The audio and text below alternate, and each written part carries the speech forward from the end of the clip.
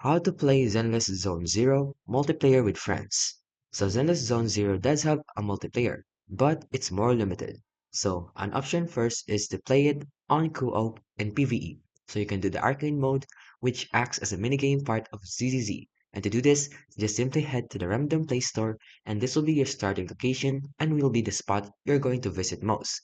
Then next, look for the VR device. It should be beside the workbench. So when you interact with the device, you'll get a few options to minigames to pick from, and the one you want is the Reckless Challenge. So to unlock this minigame, you have to progress the story, and then currently this seems to be the only minigame that lets you play with up to two or more players if you press the multiplayer challenge option.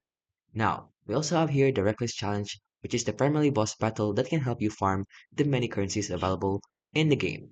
So another option is to play PvP in Zenless Zone Zero.